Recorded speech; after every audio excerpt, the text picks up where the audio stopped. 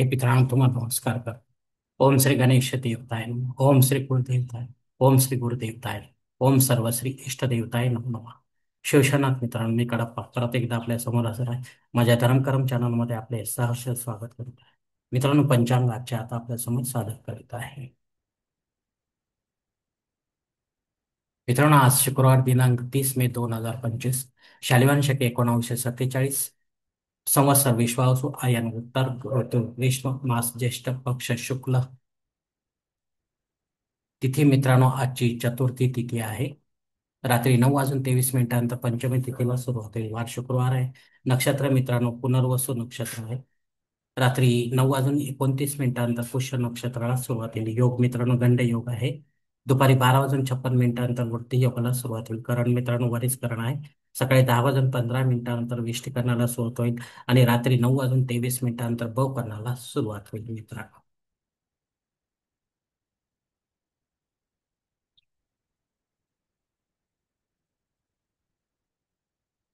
मित्रांनो, प्रमुख ग्रहांची राशी स्थिती पहाटे 5:30 वाजता अशी असणार आहे. सूर्य वृषभ राशीत असेल, चंद्र मिथुन राशीत आणि गुरु देखील मिथुन राशीत असणार आहे. शनिदेव मीन राशीत असणार आहे. मुंबई भागातील सूर्योदय असतं याप्रमाणे: सूर्योदय सकाळी 6:02 असेल, तर सूर्यास्त सायंकाळी 7:11 असणार आहे. मित्रांनो, या पंचांगाच्या आधारे आता आपण आजच्या पूजेसाठी लागणारा संकल्प सोडणार आहोत.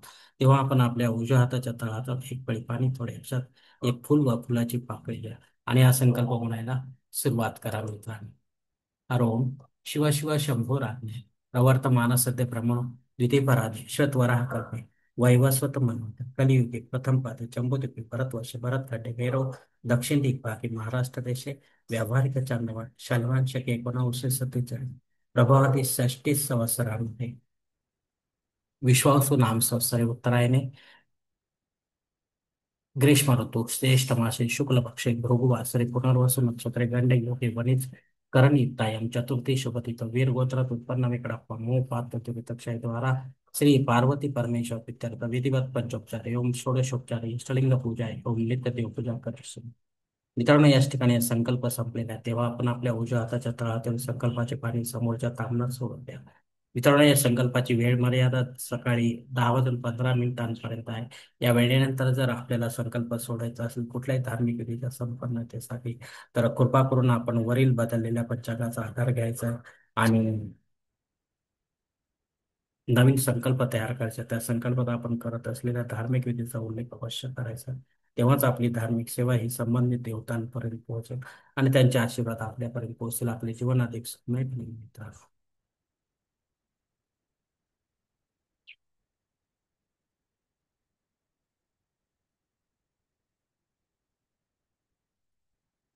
मित्रांनो, आता मुहूर्त विभागामध्ये पाहूया.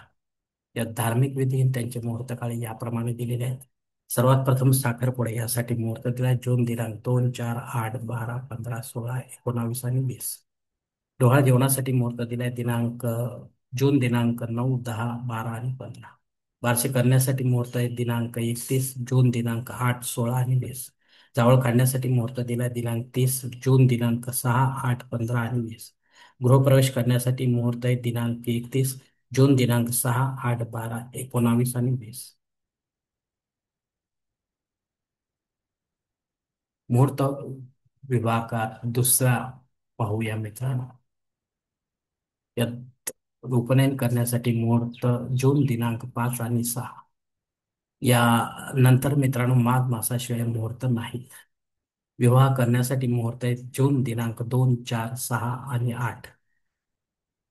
यामध्येही मित्रांनो मार्गशीर्ष मासाशिवाय मुहूर्त यानंतर मिळणार नाही. वास्तू शांती करण्यासाठी मुहूर्त आहे जून दिनांक 5 आणि 6. यानंतर श्रावण मासाशिवाय आपल्याला मुहूर्त मिळणार नाही. भूमिपूजन व पायाभरणी करण्यासाठी मुहूर्त दिलाय दिनांक 31 जून दिनांक 2. श्रावण मासाशिवाय आपल्याला यानंतर मुहूर्त मिळणार नाहीत मित्रांनो. देवमूर्तीची प्राणप्रतिष्ठा आपल्याला करायची असेल तर जून दिनांक 5, 6 आणि 8. यामध्ये आपण सर्व देवांसाठी प्राणप्रतिष्ठा करू शकता मित्रांनो. पण ती विधिवत करा, पंडिताच्या माध्यमातून करा आणि देवकाळामध्ये करा. घरी करा किंवा मंदिरामध्ये करा. यानंतर मात्र आपल्याला या प्राणप्रतिष्ठित मूर्तीवर संबंधित देवतांचा अभिषेक घ्यावा लागतो.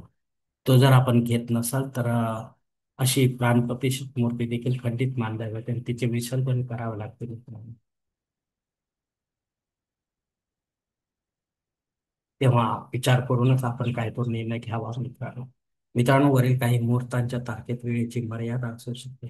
कृपया ती जाणून घेण्यासाठी आपण मला कॉमेंट्स बॉक्समध्ये विचारावे किंवा योग्य पुरोहितास वा पंचांगतारकास संपर्क साधावा आणि मगच आपल्या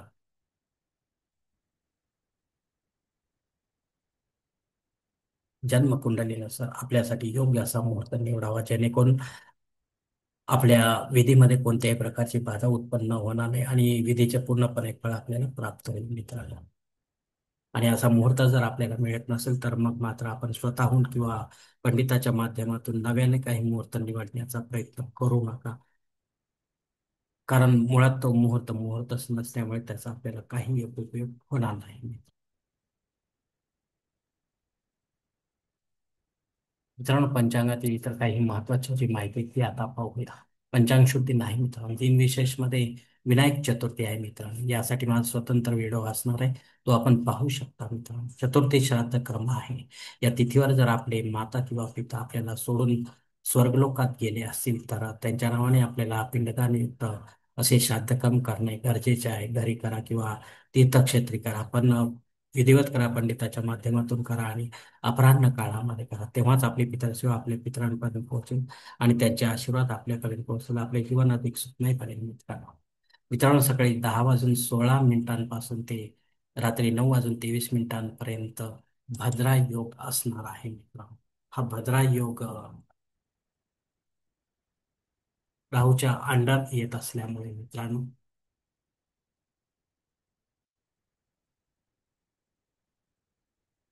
हा अत्यंत अशुभ असा योग आहे मित्रांनो. तेव्हा यामध्ये आपण शक्यतो महत्वाची कामे करू नये, अन्यथा आपल्याला असफलता प्राप्त होण्याची शक्यता आहे.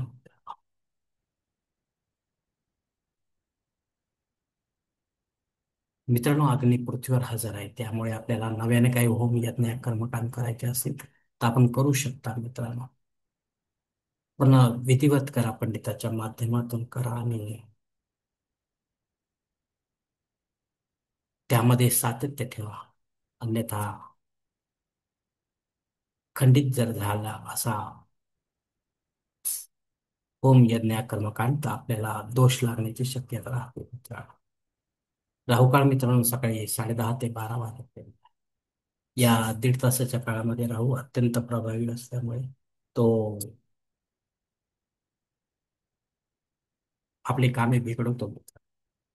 तेव्हा आपण इतर वेळेमध्ये आपली कामे पूर्ण करण्याचा प्रयत्न करा,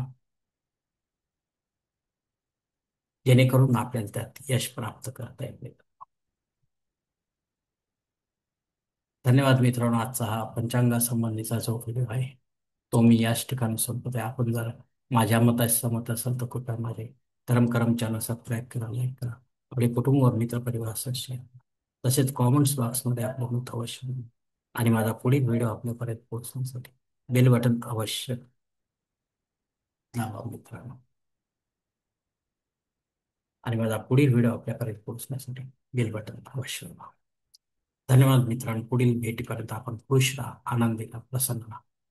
हरिओम शिवशंभो.